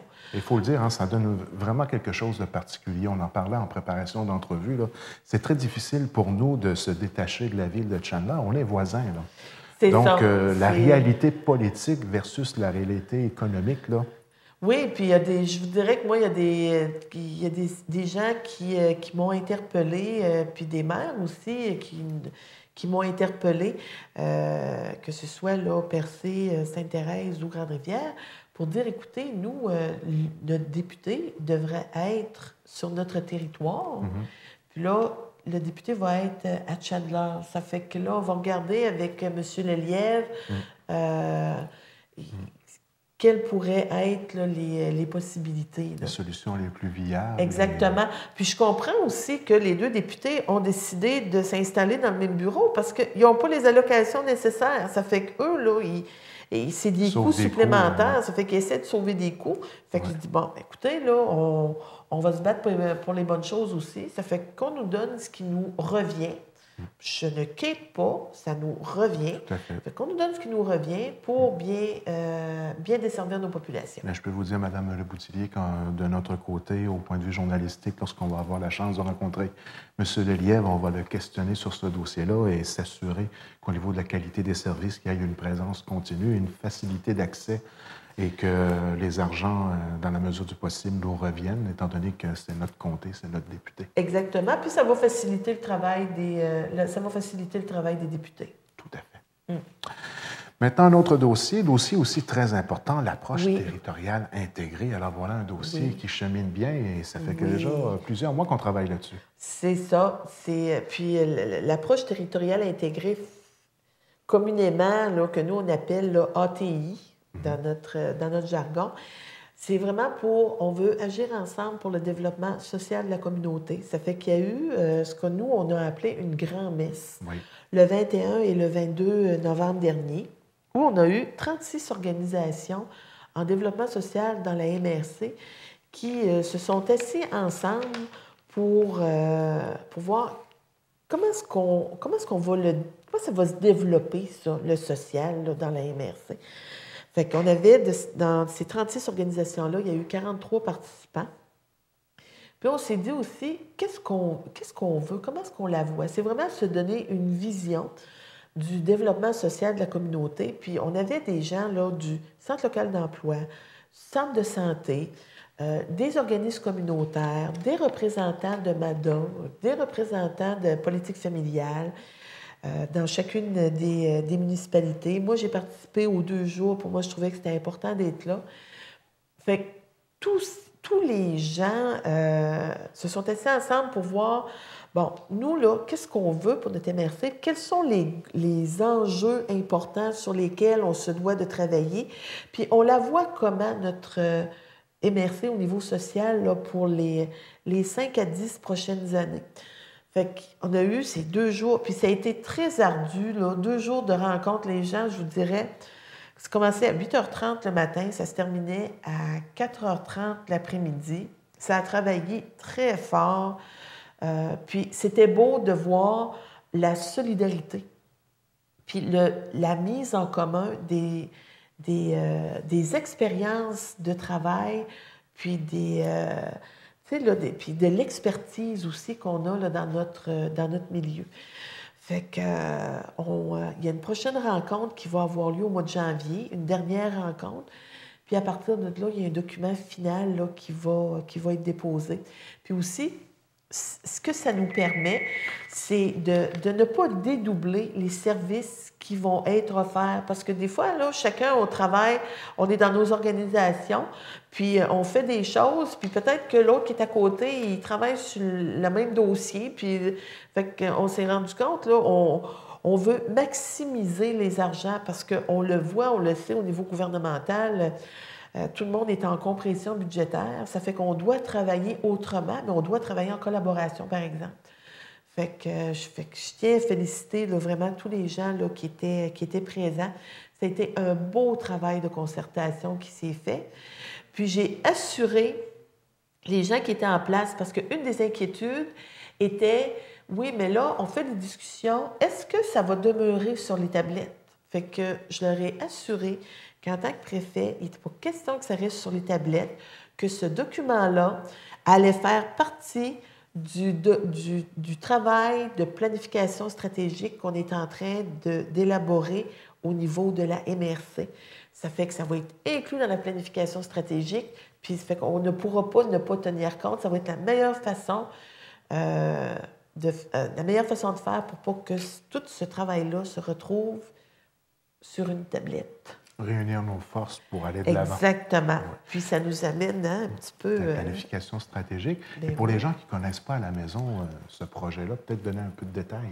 Oui, je vous dirais qu'il y a un an et demi passé, puis vous avez été interpellés aussi à ce niveau-là.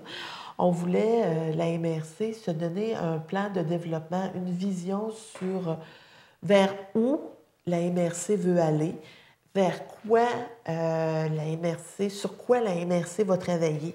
Parce qu'on sait qu'il y a beaucoup de dossiers, mais à un moment donné, on doit prioriser des choses, puis on est tous sur le même bateau. Ça fait qu'il faut qu'on se donne une orientation, une façon de faire, en tenant compte aussi de ce qui s'est fait dans le passé, puis de ce qui se fait dans le présent. Ça fait qu'on se donne un plan de match sur on s'en va vers où, puis quelles vont être les actions qu'on va prioriser au niveau du futur. Et la stratégie qui a été...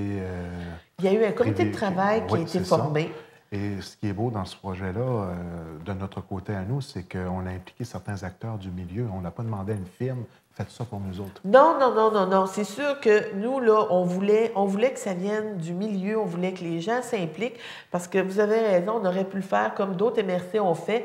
On dit, bon, ben, gars, on demande à une firme extérieure qui est à Québec, puis qui a coûté des gros sous, là, dire, bon, ben écoutez, faites-nous une planification stratégique, puis nous, on a dit, non, c'est pas notre façon de faire, on va la travailler avec les gens du milieu. Fait qu'il y a des gens qui ont été interpellés, il y a un comité qui a été mis en place, des gens, là, qu'on retrouve de Percé jusqu'à Port-Daniel. Puis, on a priorisé 8 enjeux majeurs. Les enjeux ont été présentés, on a fini notre tournée, on les a présentés aux maires et à tous les conseillers municipaux, puis on leur a demandé de prioriser 3 enjeux. Il va y avoir en janvier une autre rencontre, là où on va asseoir tous les maires et tous les conseillers ensemble, parce qu'il faut qu'on s'entende aussi sur des enjeux, là, tout le monde ensemble. Ça n'empêche pas aussi de travailler non plus sur d'autres dossiers. Mais dire, il y a des choses qu'on va prioriser. Puis aussi, on va impliquer la population au courant de l'hiver. Ça peut être soit par des sondages ou des consultations publiques, mais comme je parlais tantôt de l'ATI avec tous les intervenants qui étaient là en place. Ça, c'en est une aussi, consultation publique. On fait des rencontres actuellement au niveau du MADA. Ça aussi, c'en est des consultations publiques. Fait qu'on va interpeller la population. Puis moi, l'objectif, c'est qu'au printemps 2013, on va avoir un document qui va refléter là, le plus fidèlement possible les aspirations des citoyens de la MRC du Rocher-Percé. Puis aussi, les élus vont avoir été interpellés. Ce qu'il ne faut pas oublier, c'est que nous aussi, comme élus, nous sommes des citoyens de la MRC du Rocher-Percé. Puis ce qui est bien dans ce cheminement-là, c'est que ça va vraiment être une photo des réalités de notre région. Puis oui. Il y aura eu un consensus commun de l'ensemble des acteurs économiques, tant au niveau des entreprises qu'au niveau des citoyens, qu'au niveau du monde municipal. C'est ça. Tout le monde a été intégré là, dans le projet. Puis là, quand on va... Puis ça va être notre plan de match pour le développement futur. Ah oui, pour le développement futur, ça fait que quand on va prendre des décisions par rapport à ces dossiers-là, les gens vont savoir le pourquoi. C'est pas quelque chose qui tombe du ciel, c'est accroché sur quelque chose qui vient de la base, qui vient de la communauté, qui vient de la population. Fait qu'on va être capable de dire, oui, regarde, nous, là, tout le monde, c'est ça qui avait été priorisé, puis voici, là, on s'en va vers ça. C'est... Bien, Madame Leboutillier, ça conclut pour notre rencontre mensuelle fin année 2012. Oui, je veux juste profiter de l'occasion pour souhaiter là, des très belles fêtes à toute la population, à vous aussi. Merci beaucoup. Et beaucoup de santé. Eh bien, c'est réciproque. Merci. Et au plaisir de se revoir en 2013. Sans problème.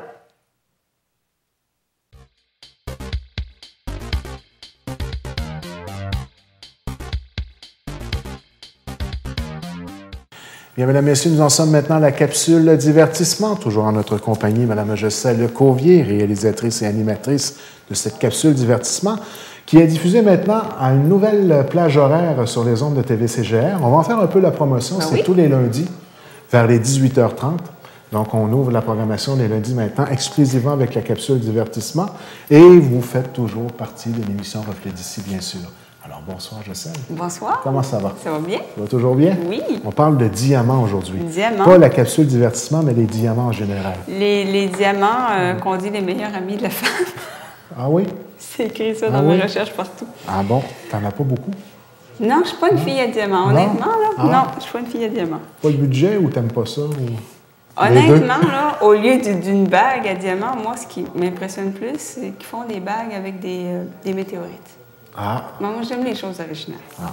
Mais j'aime beaucoup les diamants pour le côté minéralogie, parce que c'est quand même impressionnant.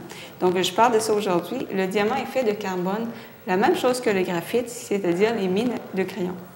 Ah, oui, c'est assez impressionnant, là, parce que c'est quand même différent, les deux. Mais la seule différence, que ça a été fait à plus haute température et pression, le diamant. C'est un peu du graphite transformé, si on veut, en diamant. Et on a toujours...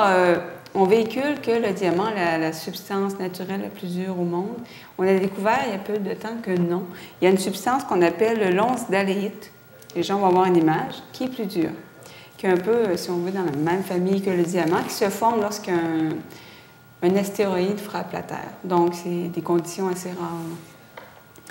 Donc, le diamant, comment ça se forme? Ça se forme avec le carbone qui est déjà présent dans la Terre depuis sa création, ou ça peut se former aussi avec le carbone qui est obtenu par la décomposition d'organismes, par exemple des algues.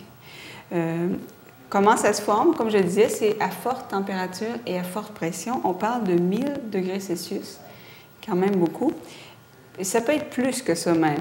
Puis la profondeur, on parle de 150 km sous la terre, c'est-à-dire dans le manteau. Les gens vont voir une image. Ça peut être aussi beaucoup plus que ça. Donc, comment ça remonte à surface? C'est par les volcans. Normalement, les volcans, le magma va sortir, puis il va y avoir des roches, puis ça va faire une éruption volcanique. Les diamants, eux, ils sont présents à une profondeur environ 2 à 3 fois plus profonde que le magma habituel, si on veut. C'est pour ça que ce n'est pas tous les volcans qui contiennent des diamants. C'est vraiment, il faut vraiment une éruption super puissante, là, vraiment, qui va dans les profondeurs pour aller éjecter ces diamants-là.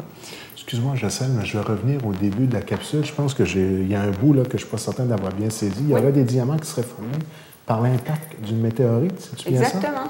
Ben, c'est impressionnant. Exactement, puis je vais revenir plus tard là-dessus. Parfait. Excuse-moi d'avoir fait une parenthèse, non, mais tu me parlais, puis ça roulait dans ma tête. Je dis, il faut que je lui demande. Non, exactement. L'impact, la chaleur, la pression, ça peut former des diamants. Okay. Comme je le disais, bon, les éruptions volcaniques, donc c'est un phénomène rare parce qu'il faut des super éruptions, ce qui n'est pas fréquent. Puis généralement, on ne va pas trouver les diamants comme ça. On va trouver ça que c'est déjà, ça fait partie d'une autre roche qu'on appelle les kimberlites. Les gens vont voir des images aussi. Puis donc, quand les gens vont, par exemple, dans le nord canadien, ils cherchent des diamants, ce qu'ils vont chercher, c'est les kimberlites. C'est beaucoup plus simple que d'essayer de trouver les diamants. Si tu trouves la kimberlite, ça ne veut pas dire qu'il y a des diamants, mais disons que tu as des bonnes chances. Ensuite, les diamants peuvent contenir des impuretés. Par exemple, ils peuvent contenir différents gaz. C'est ce qui va faire que les diamants ont différentes couleurs. Et les gens vont voir une image aussi à l'écran. La brillance, c'est le trait caractéristique du diamant. Pourquoi ça a une brillance comme ça? C'est que la lumière qui va pénétrer à travers le diamant va être réfléchie à l'infini dans tous les côtés. Puis la lumière blanche va se disperser pour former un arc-en-ciel. C'est un peu comme le phénomène d'une goutte d'eau. Si vous regardez une goutte d'eau, ça fait comme un prisme. Vous allez voir un petit peu les couleurs de l'arc-en-ciel. Bien, le diamant, c'est la même chose. Mais ça va dépendre de la taille et du poli. Tu peux scraper le plus beau diamant si tu le tailles d'une mauvaise façon. Les gens vont voir à l'écran des images qui comparent un diamant brut avec un diamant fini. Puis vous allez voir aussi à l'écran, c'est quoi la différence d'une mauvaise taille?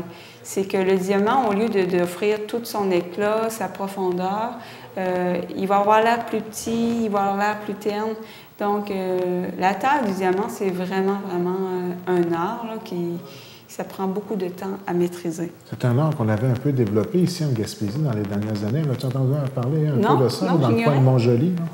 Dans le coin de Montjoly, il y avait des personnes, il y avait même une genre de technique qui avait été offerte et ça devait faire fureur. Mais malheureusement, là, au niveau des fameuses lois du marché, ça n'a pas été un succès comme c'était prévu, mais on a eu des tailleurs de diamants en Gaspésie. Oui. Bien, maintenant, c'est un métier qui s'opère parce que c'est de plus en plus mécanisé avec des machines spéciales. Mais c'est quelque chose qui est vraiment impressionnant. Puis, il y a différentes tailles. Vous allez voir une image, ça dépend vraiment des goûts. Là. Ça peut être autant une forme de cœur que le diamant classique. Ça fait ressortir différentes caractéristiques. Puis, il faut un diamant pour tailler un autre diamant. Donc, c'est tellement dur que si tu essayes avec une lame d'acier, par exemple, tu vas casser ta lame. Donc, c'est quoi, une lame de diamant? Une lame diamantée. Ah oui? Oui, eh ben. Pour tailler un autre diamant. Au niveau de l'extraction, pour vous donner une petite idée, c'est que ça va prendre 10 tonnes de minerai pour avoir 1 carat de diamant. Ça veut dire 0,20 grammes. Donc, c'est quelque chose de très coûteux. Lorsqu'on décide de faire de l'extraction, c'est vraiment un site qui a une forte proportion de diamants pour que ça vale vraiment la peine. Je reviens à mon impact d'astéroïdes. On en a découvert un en Sibérie. Ce qui est arrivé, en fait, c'est qu'il y avait de la graphite, de la mine à crayon, si on veut, sur la Terre. Puis avec l'impact, c'est tellement... la température monte à des températures extrêmes, une pression extrême, ce qui fait que la graphite va se transformer en diamant. Donc, c'est un peu pour ça qu'au niveau de certains cratères, on va trouver des diamants. Par contre, c'est des diamants, contrairement aux diamants qu'on va trouver, si on veut, dans les volcans, c'est des diamants qui vont être plus durs, qui vont être utilisés de façon industrielle. Au niveau de la Sibérie, c'est récent que ça a été découvert, c'est 10 fois plus de diamants que les réserves mondiales actuelles. Il y en a vraiment beaucoup, mais c'est ça va être vraiment pour les industries. Puis je parlais tantôt de lames diamantées. Vous allez voir à l'image des images de lames. Là, je me demandais toujours comment c'est fait. Bien, c'est comme des... Vous voyez le métal, puis c'est comme si on aurait incrusté des petits diamants dedans. C'est ça qui fait toute la différence. C'est très dur à user un diamant. Ensuite, je vais parler un petit peu de l'histoire. C'est qu'avant, on disait que c'était le fruit des étoiles. C'était très poétique la façon qu'on voyait les diamants. Puis les premiers ont été extraits en Inde il y a à peu près 3000 ans. Puis à cette époque-là, on ne faisait pas d'extraction vraiment, c'est qu'on les trouvait sur le bord des rives des rivières, à un tel point qu'on pensait que ça poussait comme des légumes. C'est vraiment plus tard que... Puis évidemment, on les trouvait à l'état brut, ce n'était pas des diamants là, façonnés. Donc, à cette époque-là, c'était vraiment considéré comme des parures ordinaires parce que, bon, on trouvait que c'était joli comme pierre, mais c'est vraiment lors de la taille qu'on a vraiment vu à quel point c'était une pierre exceptionnelle. Puis ça a seulement commencé au 14e siècle. Ah bon? Oui. Puis là, on a vraiment commencé à faire des bijoux beaucoup plus élaborés, puis c'est vraiment devenu un art. Ensuite, dans l'Antiquité, on appelait ça les larmes de Dieu. Pourquoi ça symbolise l'amour éternel, le diamant?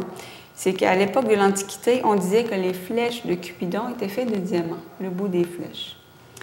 Ça me fait penser que j'ai vu l'autre jour quelqu'un qui disait que Cupidon devrait prendre des cours de tir, parce qu'il a de la misère à viser des fois. Il se trompe de cœur. cœur. Célibataire. Bon, je vais revenir à mes diamants. Un petit message subtil en passant. Subtil, non, mais c'est parce que ça me fait penser à ça. Ça me fait rire. Cupidon manque de bisous un petit peu. Ensuite, au Moyen-Âge, ben là, on s'est mis à considérer ça comme un antipoison, avec une efficacité douteuse. Donc, on utilisait ça parce qu'à cette époque-là, empoisonner quelqu'un était quand même assez fréquent. C'est l'époque aussi que c'était seulement porté par les hommes de la monarchie. C'est seulement en 1477 qu'un homme a offert une bague de fiançailles à sa femme, que c'est devenu porté par autant les femmes. En 1534, il y a le pape Clément VII qui est mort en avalant un médicament à base de poudre de diamant. Je doute que ce soit la poudre de diamant, c'est que les médicaments dans ce temps-là, c'était fait avec n'importe quoi. Donc, il est mort, mais on a associé le diamant à un poison. C'est passé de antipoison à poison, puis là, on l'utilisait pour empoisonner le monde. Eh ben. Puis à la même époque, ben, dans les mines, ben, les gens se sont mis à voler les diamants. C'est que pour éviter ça, les propriétaires de mines se sont mis à faire toutes sortes d'histoires de malédiction avec certains diamants qui portent le malheur. C'est pour ça que des fois, il y a certains diamants qui subsistent à nos jours, qui ont voyagé à travers les temps, qu'on se dit c'est un diamant maudit. Ben, c'est ça, c'est des histoires inventées pour dissuader le monde. Et ces histoires de malédiction-là, à l'inverse, c'est que ça faisait monter la cote. Les gens très riches voulaient justement l'avoir parce qu'il y avait une histoire là, épouvantable qu'on avait fait avec le diamant. En 1725, on découvre les premiers gisements en Amérique parce que jusque-là, on en trouvait seulement en Inde et en Indonésie. Ce que ça a fait chuter le prix du diamant à peu près du 2/3 au 3/4. Donc, ça devenait beaucoup plus accessible pour tout le monde. En 1905, on découvre le plus gros diamant du monde. Ça tient toujours, on n'a pas trouvé de plus gros. 3606 carats, 621 grammes. Les gens vont voir des images. On les appelle les Cullinan. Donc, ce qu'on a fait, c'est qu'on a séparé cette grosse pierre-là en 9 plus petites. Puis, c'est en Afrique qu'on l'a trouvée. L'Afrique a décidé de faire un cadeau à l'Angleterre pour fêter son indépendance, si on veut. Puis, ce qu'on a fait un leurre. C'est assez intéressant, c'est que c'est quand même une pierre qui aurait pu se faire voler assez facilement. On a envoyé en Angleterre un bateau avec des soldats armés, vraiment une grosse cargaison, un gros convoi en Angleterre avec supposément la pierre. Mais en fait, il n'y avait rien dans ce bateau-là. La pierre était partie par la poste dans un colis bien normal, pas protégé du tout, puis ça s'est bien rendu. Donc, on l'a séparé en 9 petites pierres. Le plus gros, le Cullinan 1, ça orne le sceptre, qui est une espèce de bâton, si on veut, de la famille royale en Angleterre. Le Cullinan 2, qui est aussi un très gros diamant, on le retrouve sur le devant de la couronne de la reine d'Angleterre. Et tout le reste, bien, ça a servi aussi pour le kit, si on veut, de la famille royale. Ils ont plein de trucs royaux avec des bijoux dessus. Donc, c'est à ça que ça a servi. En 1935, on a fabriqué les premiers diamants synthétiques qui vont beaucoup servir pour l'industrie, mais il y en a aussi qui peuvent faire des bijoux avec ça. Puis, on fait aussi avec des synthétiques, par exemple, un bistouri en diamant, les gens vont voir, ça sert en ophtalmologie parce que ça fait des incisions beaucoup plus précises. Ah bon. Dans les années 2000, les principaux producteurs de diamants, c'est l'Afrique, la Russie, l'Australie. C'est l'origine de plusieurs guerres aussi, malheureusement. Et le Canada est quand même le 7e producteur mondial. Ah bon? Oui, c'est quand même... C'est surtout dans le nord du Canada qu'on trouve des diamants. En 2010, il y a un diamant rose. Les gens vont voir des images, c'est vraiment beau. Un diamant rose de 24 carats qui s'est vendu 46 millions par un bijoutier qui l'a acheté. Donc, parce que les diamants roses sont extrêmement rares, évidemment. Et finalement, en 2012, On a fait une découverte assez fascinante.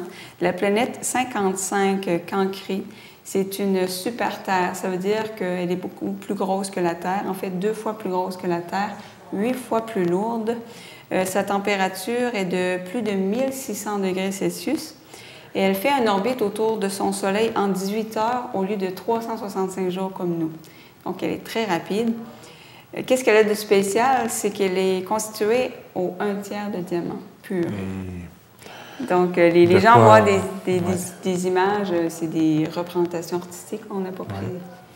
De quoi faire rêver certaines personnes et peut-être motiver des gens à essayer d'aller plus loin au niveau de notre système solaire. Bien, justement, là, si les gens décidaient de prendre les ressources de la Terre pour se rendre, ça nous prendrait 1150 ans, qui était quand même loin. Puis ça coûterait plus de 2 fois l'économie mondiale annuelle. Parce qu'en fait, ça coûterait 212 trillions. Un trillion, c'est 1000 milliards. Donc, il faudrait prendre toutes les ressources de la Terre, tous les revenus de tout le monde. Tout le monde arrête de manger pendant 2 ans et demi pour pouvoir se rendre là. Donc, et en plus, quand tu arrives là, il faut que tu te dépêches à accoster parce qu'elle passe vite. Exactement. Hey boy! Exactement. Oh, elle est passée. Oh. On s'en reprend dans 1000 ans. Mais c'est quand même assez fascinant d'imaginer que, tu sais, parce que nous, bon, la planète a un noyau de fer, il y a les océans, principalement du granit qui font les continents. Donc là-bas, c'est du graphite, c'est de la mine à crayon qui recouvre une partie de la surface. Et au 1/3, c'est vraiment du diamant pur. C'est incroyable. Donc, il y a probablement d'autres planètes diamants, si on veut. C'est quand même impressionnant. Très, très, très, très instructif, encore une fois, comme capsule divertissement. Et ça nous fait voir aussi tout le travail qu'il peut y avoir derrière un diamant et tout le monde que ça peut rassembler pour réussir à pouvoir l'extraire et en arriver à un produit brut, pas un produit fini qui est aussi beau. Oui, beaucoup de diamants ont séjourné dans la planète Terre en 2 milliards d'années. C'est énorme. On a une partie de l'histoire de la Terre. Morceau de l'histoire.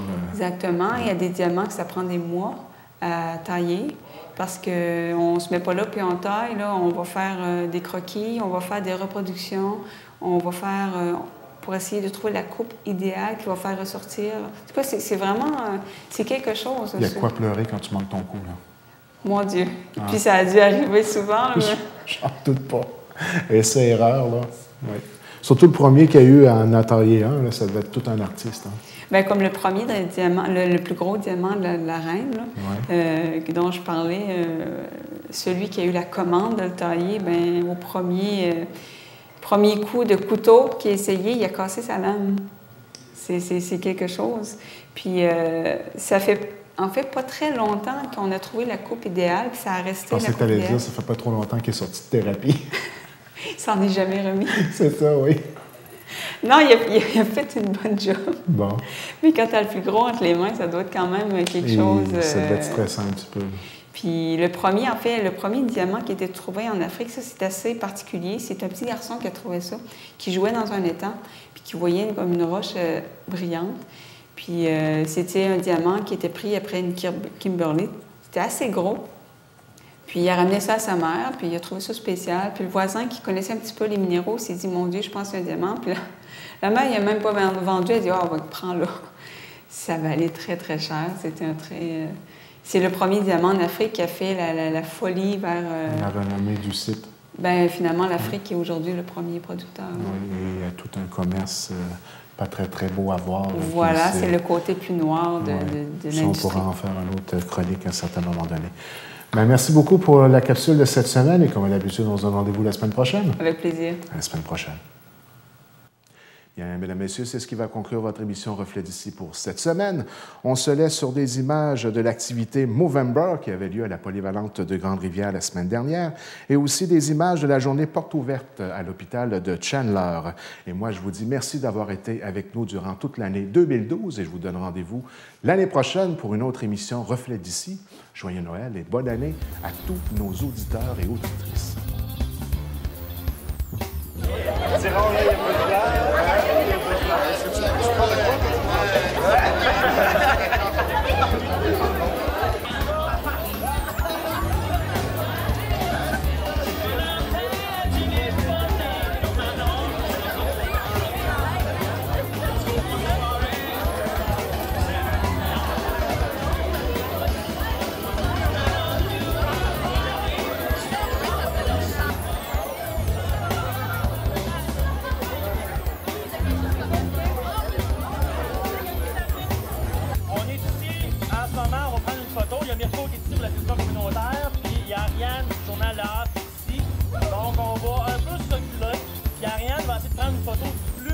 possible.